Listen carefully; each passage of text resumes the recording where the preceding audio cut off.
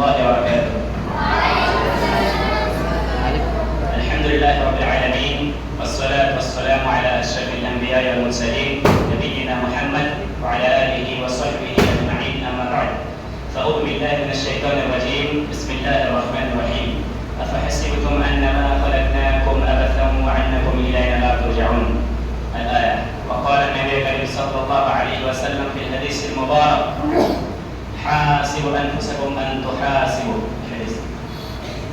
উপস্থিত আজকের সভার সভাপতি মহাশয় ও নিরপেক্ষ বিচারক মণ্ডলী ও আমার সামনে বসে থাকা অত্র মাদ্রাসার ছাত্রবৃন্দ, আজকে আপনাদের সম্মুখে যে বিষয়টি নিয়ে আলোচনা করবো ভেবেছি এবং করতে চলেছি সেটি হলো মানব সৃষ্টির উদ্দেশ্য। সম্মানিত উপস্থিতি, আমাদের সকলের মনে শুধু একটা প্রশ্ন।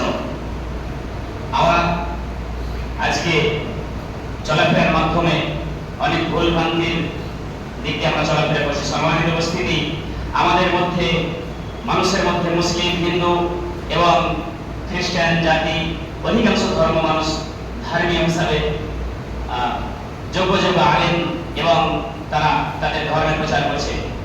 সম্মানিত উপস্থিতি, আমাদের সকলের মনে শুধু একটা প্রশ্ন, আসলে আমাদের রব কে? আর রবের মনে একটা প্রশ্ন, মানুষ আমার ইবাদত করছে না কেন?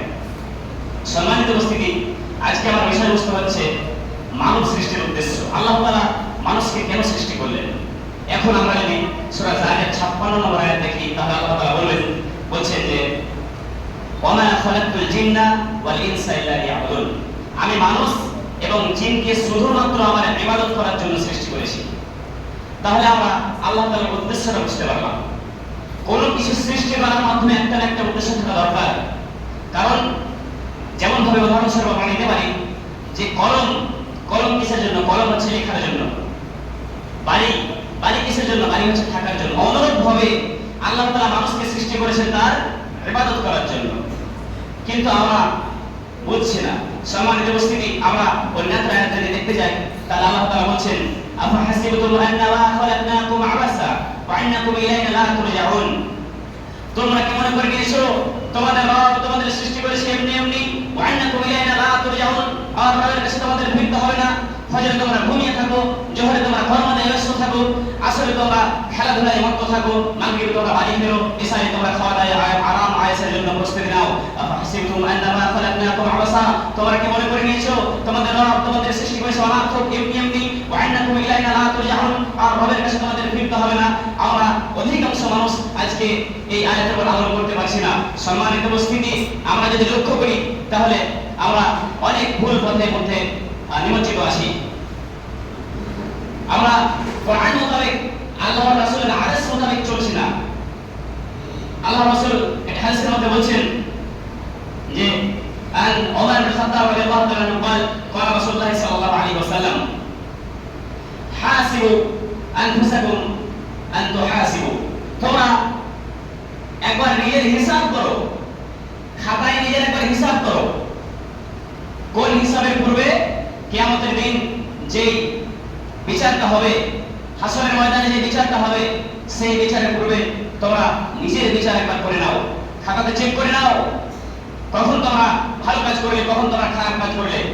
সম্মানিত উপস্থিতি, আল্লাহ তাআলা অন্যান্য আয়াতের মধ্যে বলছেন আল্লাযী খালাকাল মাউতা ওয়াল হায়াতা লিয়াবলুয়াকুম আইয়ুকুম আহসানু আমালা।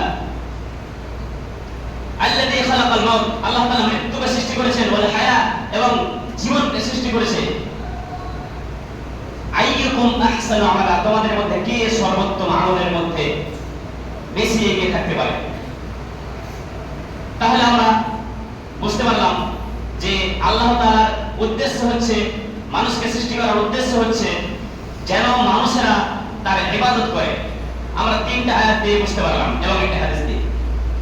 আল্লাহ তাআলা বলছেন যে তোমরা সেই আল্লাহর ইবাদত করো।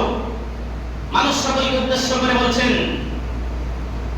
যে ইয়া আইয়ুহান নাস, হে মানুষ সকল, ওয়া'বুদুল্লাহ, তোমরা আল্লাহর ইবাদত করো